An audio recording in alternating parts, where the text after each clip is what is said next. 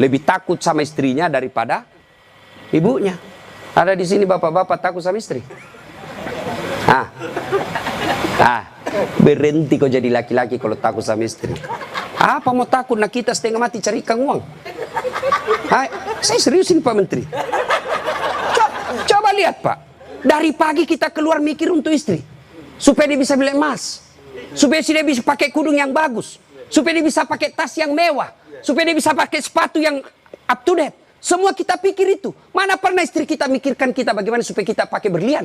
Tidak pernah. Kita pikir itu Pak. Bukan cuma di dunia, sampai di akhirat. Makanya tidak masuk akal saya kalau ada suami takut sama istrinya.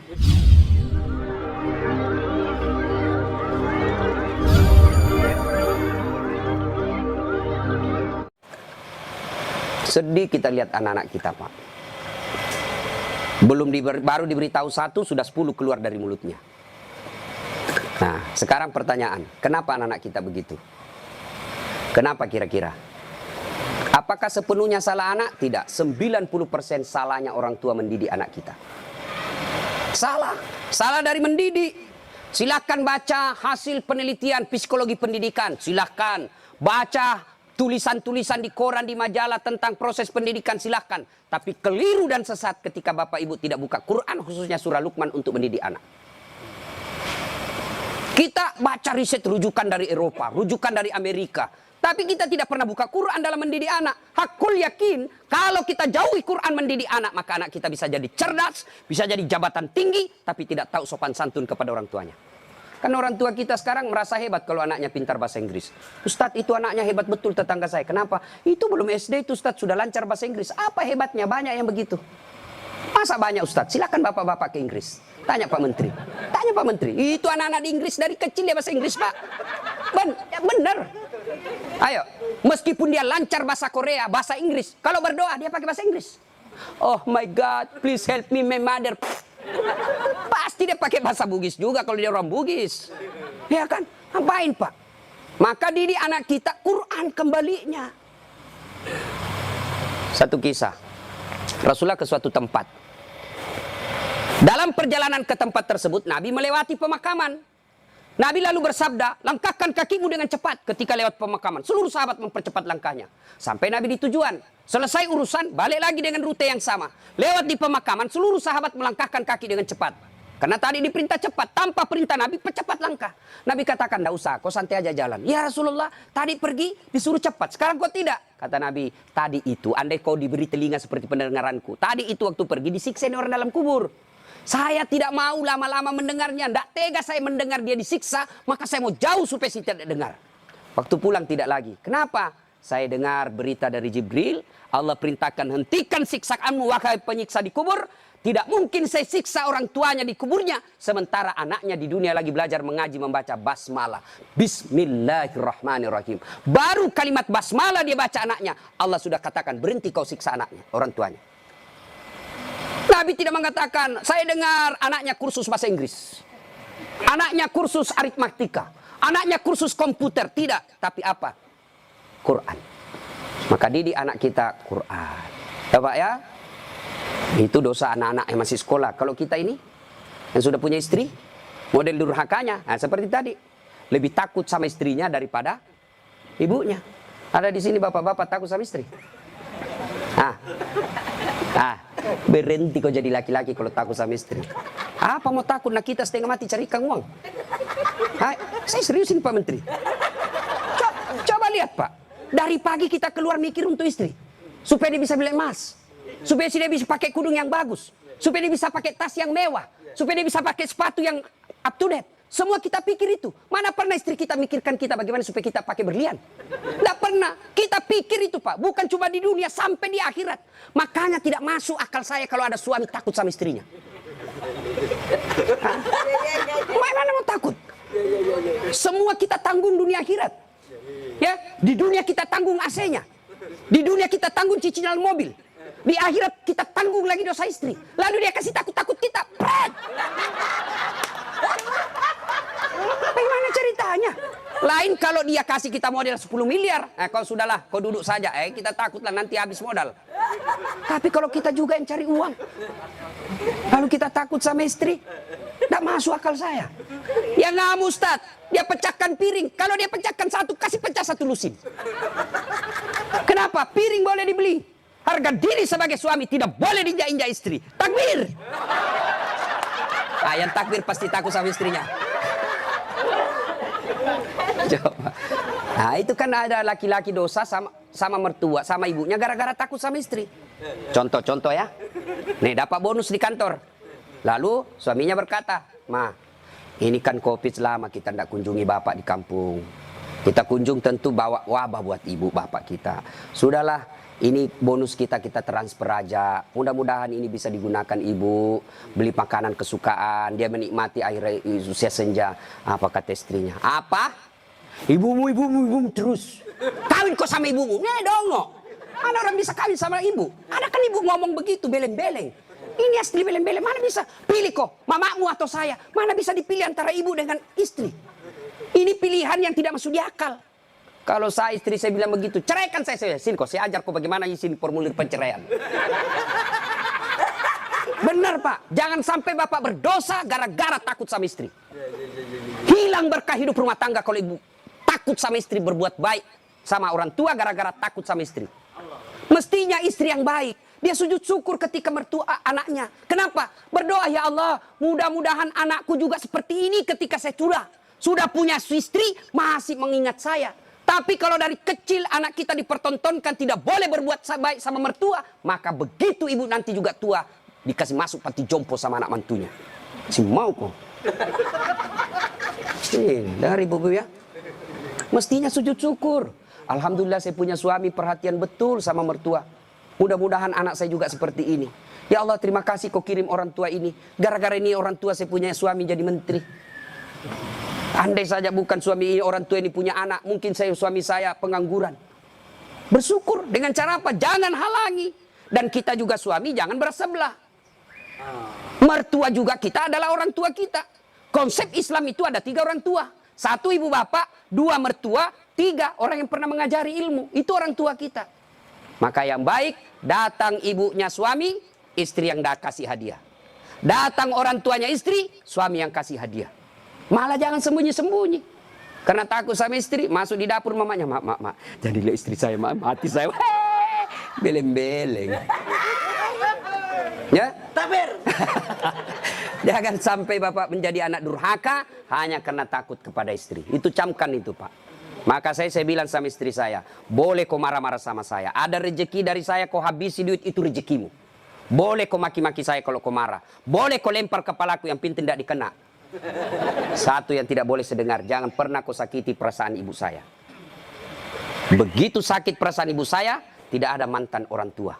Tapi istri, banyak namanya mantan istri. Nah itu harus tegas, ini prinsip buat kita anak. Nah ini golongan pertama, yang menderita ketika sakaratil maut, anak yang durhaka kepada orang tuanya. Bagaimana dengan almarhum anak Pak Tony? Atau kita yang sudah meninggal orang tuanya?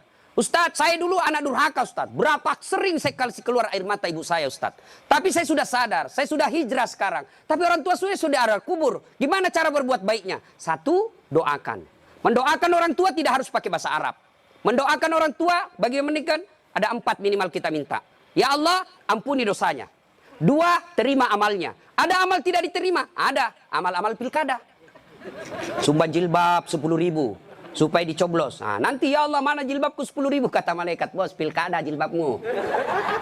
Ya, enggak sampai. Pun kalau ada amal orang tua kita seperti itu, dia pernah caleg, maka kita berdoa, "Ya Allah, terima amalnya orang tuaku." Yang ketiga, lipat gandakan amalnya tersebut. Dan yang keempat, lapangkan alam kuburnya, jadikan kuburnya menjadi taman-taman surga. Lalu tutup dengan doa yang ada Al-Quran, "Allahumma ghafirli wali walidayya warhamhuma kama rabbayani shaghira." Doakan.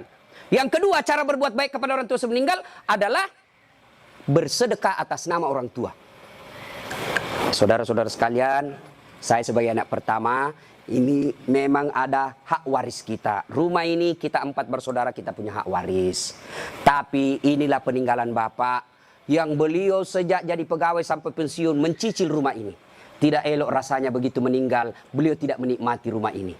Lebih baik rumah ini kita jual, kita belikan beliau jadikan masjid Nah, setengah dari ini warisan barulah kita bagi. Bagaimana adik-adik? Setuju? Setuju, Kak. Nah, biasa kalau ada begini istri yang menghasut. Apa kek? Kau kan anak pertama, masa kau mau diatur sama adikmu? Dongo ini. Nah, itu biasa itu begitu. Jadi penghasut. Nah, bersedekah atas nama orang tua. Ada lagi yang berkata tidak sampai kalau sudah meninggal Ustadz. Mau bukti? Bawa sedekah kepada orang meninggal sampai. Mau bukti? Mau, Pak? Mau, saya kasih bukti. Gimana caranya? Bapak meninggal dulu, saya kirimkan sedekah. Sebab yang begini alam gaib, Pak, tidak bisa diakali. Kalau Bapak tidak percaya sudah mati duluan deh, saya kirim Fatihah dengan binatang kurban. Yang ketiga, cara berbuat baik kepada orang tua sudah meninggal adalah mengunjungi karib kerabatnya. Besok lusa anaknya almarhum ya masih hidup teman-temannya Bapak, ketika sudah usur anaknya sudah menjadi pembesar, maka kunjungi karibnya itu. Itulah cara berbuat baik kepada orang tua yang sudah meninggal. Dan yang paling konkret, kalau mau berbuat baik kepada orang tua yang sudah meninggal adalah jadilah anak yang soleh atau soleha. Nah, ibu bapak, saudara-saudara sekalian. Nah, ini yang perlu diluruskan. Orang datang melayat, satu, banyak injak-injak sunnah Nabi. Dua, tidak ada manfaat buat orang meninggal. Tiga, datang bawa dosa. Coba lihat prakteknya, saya lihat ini. Kenapa saya bilang datang bawa dosa? Datanglah ibu-ibu gaul. Kudung hitam, baju hitam, rok hitam, kacamata hitam, payung hitam. Saya tanya, kenapa hitam-hitam? Dia bilang, Ustaz, selebriti. Tidak, sunnah itu putih-putih. Dosa enggak hitam-hitam? Tidak, tapi dicintai Allah dan Rasulnya kalau bapak ibu pakai putih-putih. Dua, datang tambah-tambah dosa. Itu tadi sunnah Nabi. Yang kedua, datang tambah-tambah dosa. Kenapa tambah-tambah dosa? Datang cerita jelek aja orang, Pak. Lewat satu, terutama ibu-ibu tuh. Mulai pintu dia lihat, Pak. Mulai dilihat dari ujung rambut sampai ujung kaki. Lewat si Kobi itu kata orang Bugis. Si Kobi nih. Apa? Dia enggak cerita tapi mulutnya matanya sinis. Kenapa? Lipstiknya palsu. Kenapa kau tahu? Melengket di giginya. Sudah satu dia gosip, lewat lagi satu. Enggak serasi kudunya sama roknya. Dia bilang iyo kayak umbul-umbul. Bahkan Ustadz pun digosipnya. Lewat Ustadz Dasar, itu juga bajunya yang di YouTube. Tadi saya lewat, ada saya dengar, itu juga bajunya yang di YouTube itu Pak Ustadz. Kenapa? Saya pakai baju kau yang sibuk. Nah, itu gosip. Maka ibu majelis taklim saya di Makassar, saya anjurkan. Ibu datang melayat, satu, ada wudhu. Dua, bawa Quran minimal surah Yasin. Tiga, begitu datang, ibu baca Yasin bareng-bareng. Tidak bisa baca Yasin bareng-bareng, itu majelis taklim yang baik. Ketua majelis taklimnya, saudara-saudara sekalian, mari kita baca Yasin bareng-bareng, saya pimpin. Itu majelis taklim yang manfaat. Bukan ngurus baju seragam. Apalagi memanfaatkan pilkada. Pak, anggota majelis taklim saya 300, Pak. Tapi aman, Pak. Tapi minta tolong seragam, Pak, ya. Nah, ada juga majelis taklim memanfaatkan begitu proposal banyak ketika pilkada. Nah, maka majelis taklim yang bagus, ada orang wafat, pimpin tahlilan. Sudah itu, tidak bisa baca Yasin, Ustadz. Sudah, baca Al-Fatihah. Buru-buru, Ustadz. Sudah, baca Qul huwallah 3 kali. Masih juga buru-buru, Ustadz. Sudah tidak tahu baca itu semua, Ustadz. Sudah, baca saja. La ilaha illallah, la ilaha illallah, la ilaha. Itu aja kita ulang-ulang selama kita melayat. Itu pun tidak bisa, Ustadz. Ya sudah, kau diam saja. Tidak bisa juga diam, Ustadz. Ya cepat kau pulang. Daripada tinggal bawa dosa saja. Nah, sudah. Yang ketiga, kenapa tidak ada manfaat buat orang meninggal? Tidak ada yang sholat jenazah. Bagaimana orang lain mau sholat jenazah? Keluarganya aja tidak ada sholat jenazah.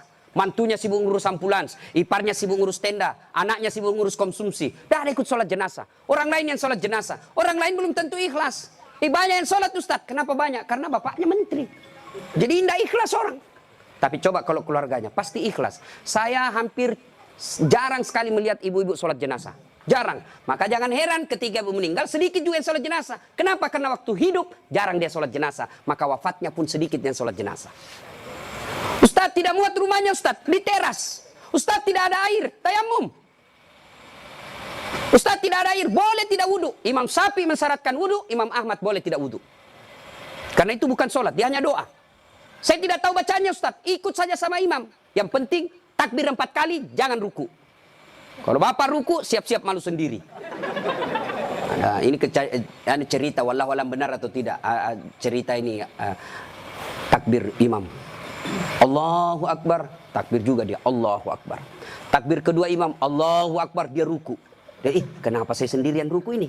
Takbir ketiga imam, dia, sekalian sujud deh. Dia sujud. Pas selesai sholat ditanya, hei, kenapa kau sujud? Dia bilang ini orang banyak sekali dosanya. Tidak diampuni kalau tidak ruku. Supaya habis sekalian, ya sekalian saya sujud. Ini jawaban orang kepepet.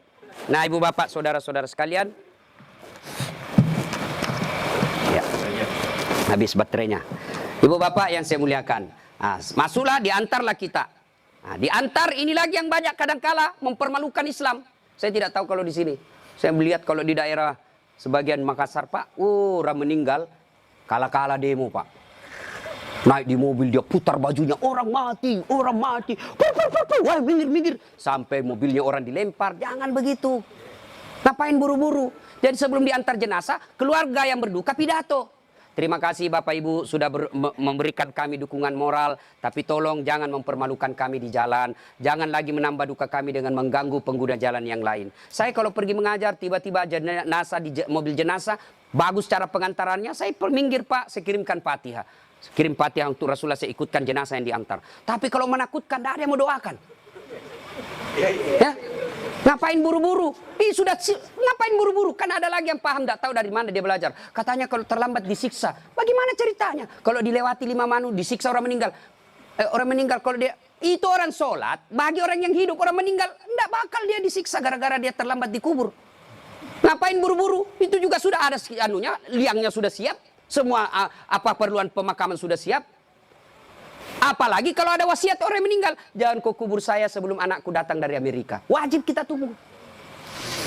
Itu wasiat. Ada 7 kewajiban orang hidup terhadap orang mati. 1 diantaranya wasiat. Kecuali wasiatnya bertentangan agama atau melanggar mengandung mudarat. Misal, jangan pernah kau kuburkan saya di tempat kopi. Kuburkan saya di kampung. Tapi keputusan pemerintah karena dia wafat karena COVID, ya boleh tidak diamalkan wasiatnya. Kenapa? Karena dia mengandung mudarat. Atau dia bilang kuburkan saya di kampung. Tapi begitu mau dikuburkan ada badai, tidak bisa nyebrang pulau. Boleh itu karena di luar kemampuan kita. Atau besok-besok saya meninggal kasih narkoba di atas kuburku. Karena dia pecandu narkoba. Tidak boleh itu Pak, melanggar ya.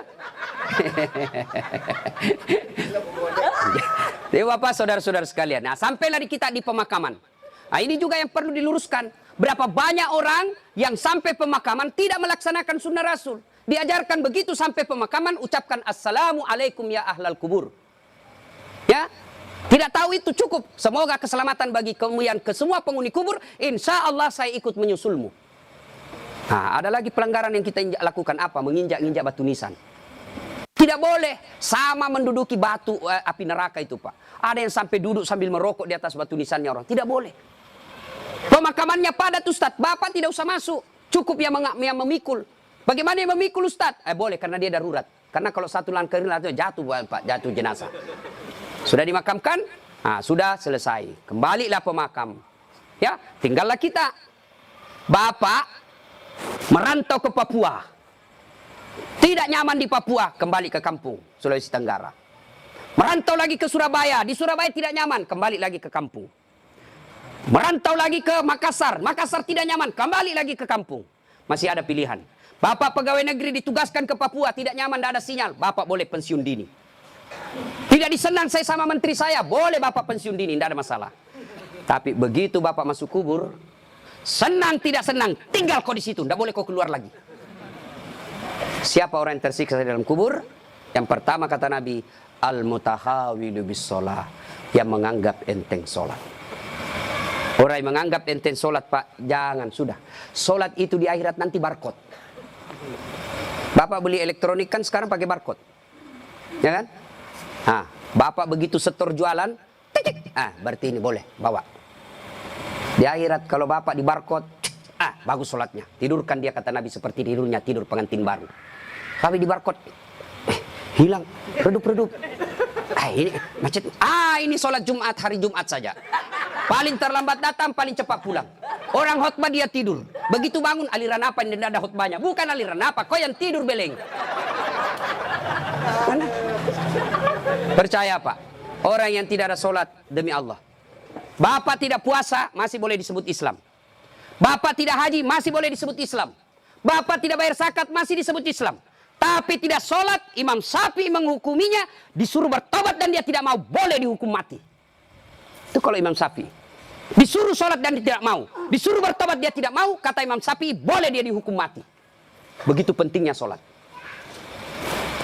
Ketika Allah perintah puasa, ayat saja turun.